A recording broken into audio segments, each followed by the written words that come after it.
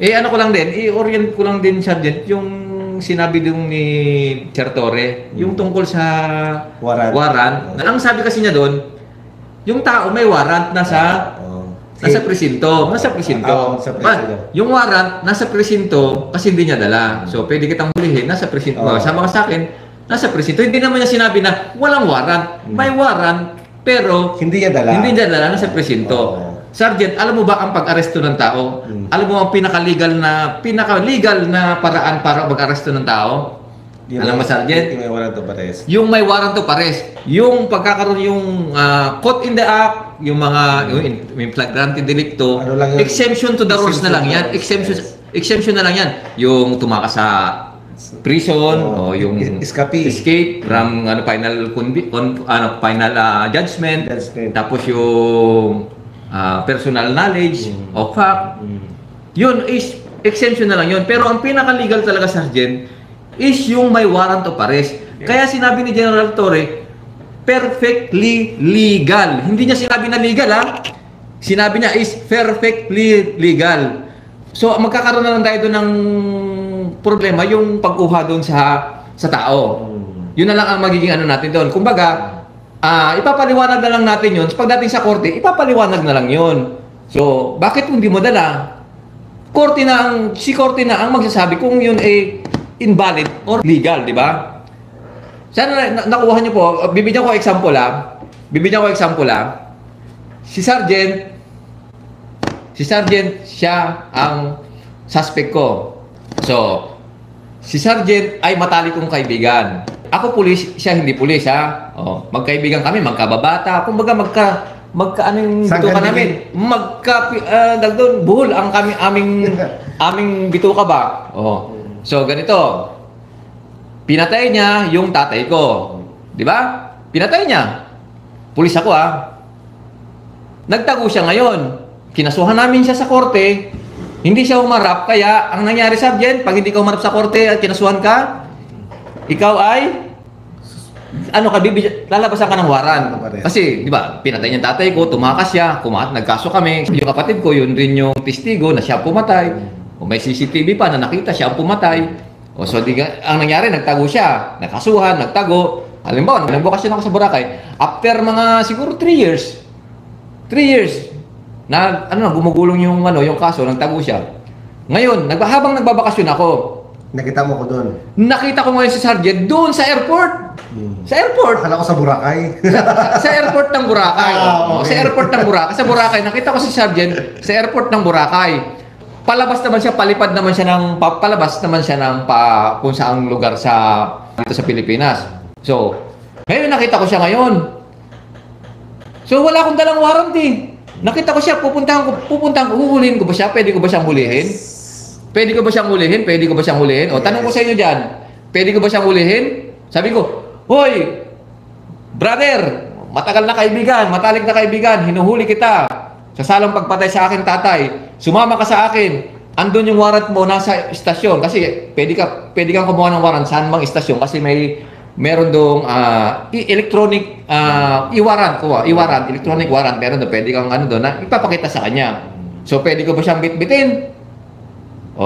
Tanong ko sa inyo, pwede ba siyang bitbitin? Papalipad na siya papunta na siya ng ibang lugar. Pasakay ng eroplano, pwede ko ba siyang bitbitin? Tanong ko sa inyo, pwede ba o hindi? Kasi wala akong warrant na dala pero may warrant siya. Dahil siya yung pumatay sa tatay ko. Pwede ko ba siyang bitbitin? May standing warrant. May standing warrant siya, may standing warrant. Pwede o hindi? Pag hindi ko siya binitbit, sandali lang ha. Kaibigan, sandali lang. Kukunin ko muna yung warrant doon ha. Diyan ka lang. Ay wala na, alis na ako. Bahala ka dyan. Diba? Iwan kita. Dilipad na siya sa papunta ko saan mang lugar, di ba? So, ang magkakatalo na lang yan, pagka sa korte na lang. Di ba? Nahuli ko siya, ganito. Papaliwanag mo sa korte. Anong tawag doon, Sergeant? Yung justification. I-justify mo na lang siya na hinuli ko siya, wala akong warrant. Actually po, pagka mag-serve ka ng warrant, is merong ang Korte Suprema ay naglabas ng memorandum na kailangan pag mag-serve ka ng warrant is meron kang camera. Kailangan, kapag huhulihin mo yung, huhulihin mo yung isang tao, may camera ka. Oh. Yun po yun, totoo po yun. Yun po yung ating memorandum sa korte na nilabas na dapat mayroon kang body worn camera, tapos naka-uniform ka, di ba? Then, Ito po yung, kasi yung sa pinag-usapan po natin ito, doon lang po tayo sa sa sinabi ni Sir Torre, yung sa warrant lang ha. Ayaw namin itakil yung tungkol doon kay Digo, ex-president Duterte. Kasi may mga legal action na po yan doon eh. Kasi pag itinakil po namin yun, ang mangyayari po, baka maging bias pa kami o maging baka makulayan tayo. Sa amin lang. Kaya naman kami nandito, kaya naman kami nandito, sir, to enlighten lang na diba? pwede naman yun nahuhulihin na walang kasi alam ko naman sinasabi ng mga tao bakit bawal o ayaw nila kasi baka nga naman manghuli na lang ako ng manghuli. Nakita ko na sisigaan ako, walang hiya to, siga to. Halika, sumama ka sa akin. Punta ka sa presinto, may warrant ka doon. Yung pala, wala naman. Hindi naman namin gagawin yung kami kapulisan, may prinsipyo at dignidad. At sisigaan lang ako rito, huhulihin ko, pupunta ko sa presinto. Ano mapapala ko? Wala naman kami mapapala na manguhuli na lang kami na manguhuli ng tao dyan. Tataas ba yung ranggo namin? Hindi naman tataas yung ranggo namin. Dahil ang may mga guidelines yan or qualification bago ka ma-promote sa isang rank. Di ba? Hindi naman pwedeng, uy, huli, sama ka na sa akin. Kasi bad trip ako rito, ihuli ko, dadaling ko na sa presinto. Halimbawa, hinuli ko siya, walang warrant. Kunyari lang, may warrant na sinabi ko sa kanya, kunyari, may warrant ako, nagsisinungaling ako. Tapos pagdating ko pala doon sa presinto, wala siyang warrant. So, siyempre, ang balik sa akin yan, kakasuhan niya ako. Di nagkaroon pa ako ng sakit sa ulo. Ano ba? Nagkaroon pa ako ng maraming uban.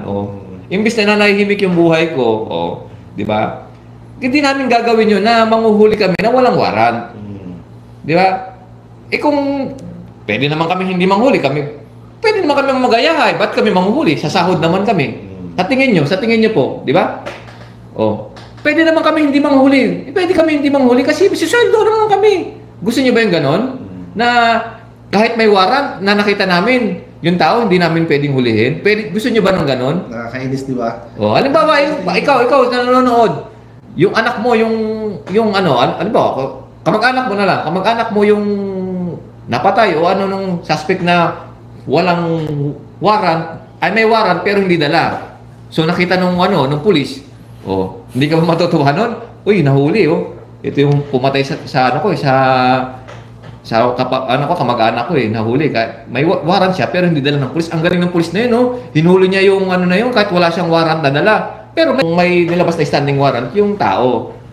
So, nagkataon lang. Kaya nga may tinatawag na by chance. By chance lang yung pagkakataon na by chance ba? May tinatawag na ganun. Sa korte, may ginagawa ng sergeant sinasabi na by chance. Di ba?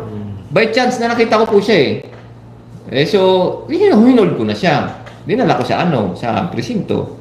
Pagdating sa presinto, nandun yung warrant niya. Pwede naman kasi ganun. May justification. Kaya nga may mga word na justification, may mga chance. Di ba? At saka po yung yung warrant of arrest, hindi po yan nag-expired. Hindi po yan nag-expired. Once na nagkaroon ka ng warrant of arrest, kahit saan ka mong bansa tumago, isishare ko muna. Nung nasa station pa ako, mayroong nagkaroon ng warrant of arrest sa Sandoval. Nung naramdaman niyang siseryoso yung sasampahan ng kaso, suibat siya. Nagtakbo siya sa Northern Luzon. After 18 years, umuwi siya dyan. Yung complainant niya nandyan pa rin sa lugar na yan. Dyan sa Nara, dyan pa rin sa unahan, sir. Ngayon, nakita siya ngayon doon na nag-show up siya doon sa lugar na after 18 years. Yung nakaanuhan niya, parang rape yun. So, parang ganun. May warrant siya, di ba? Inaresto siya. Ngayon, pag-aresto sa kanya, nagtawag lang, nagpalabas ng warrant sa clerk of court. Yun na yung pasok doon ba na alam mo na may warrant siya, di ba? Yung example mo kanina, after 18 years, may mayroong warrant ito di ba? Kasi yun yung biktima niya kilala kita kasi ikaw yung nang-rape sa akin. Nang biktima sa akin yun. Kaya yun, ang nangyari, nagsumbong sa mga pulis, inoperate agad ng mga pulis, tapos nagtawag na magpalabas ng Warrant. of arrest. Oo. Yun, huli. Diba? After 18 years, back to Silda. Wala silang hawak na wala silang hawak Oo, na kasi na-archive na eh. Oo. wala silang hawak na tawag doon, mismo na Hard copy. hard copy na warrant of arrest. Oo. Kaya nga sabi nga, justification, justify mo lang siya. Bahala na si korte kung papanigan yung nag-send ng warrant. Kahit nakasara pa yan, basta't mayroong hawak, at kahit sabi, isinara niya yan, basta't alam mo na nandun siya, pwede natin niya sirain yung mga pintuan na yan, di ba? Justify mo na lang siya. Oo. Pero wait, meron namang body kami. Oo. Alam mo, pumunta ka doon, bilang sinara yung pintuan. Ayaw nilang ilabas, Oo. di ba? Depende na lang yan, depende. Kaya kasi ang basta, pag meron kang warrant of arrest, that is perfectly legal na mang-aresto. So, no, sana naintindihan nyo na, maliwanag. Alam mong may warrant siya. Alam mong may warrant siya, pero kahit wala kang dala-dala, di ba, pwede mo siyang kunin. Ngayon, pag nakuha mo na siya, doon mo sa kanya ipapakita sa station, decision warrant. Kasi nasa court pa eh, di ba? Nagpalabas kami sa court. Ngayon, hahanapin pa doon sa, sa file. Nag-print, pinadala sa internet, sa email, di ba? Tapos ngayon, in-imprint na sa estasyon, pagkuha namin, doon na namin sa kanya pinakita sa estasyon. Pero, in-operate muna namin siya, baka makatakas. Yun. Kasi tumakas na siya eh, 18 years na siyang nawala. So yun po. Iba kasi yung bibigyan lang Ay, hindi pwede, hindi ka po pwede magkaroon ng kaso ng warrant kung wala ka naman existing na kaso. Oo. Yung mga tao kasi, akala nila kasi na pwede yung pulis, gagawin kita, katulad sinabi ko kanina, ulitin na naman natin. Ay, inis na ako dito, gagawin kita, may warrant ka, sumama ka na doon sa presinto. Ganon kasi yung gustong palabasin ng yung ibang nakikinig ba? Mga nanonood na pwede pala akong huli na lang basta ng pulis kahit wala akong warrant. Hindi po ganun yun. Ang sinasabi doon ay merong warrant pero hindi dala. Iba yung walang warrant sa hindi dala ha.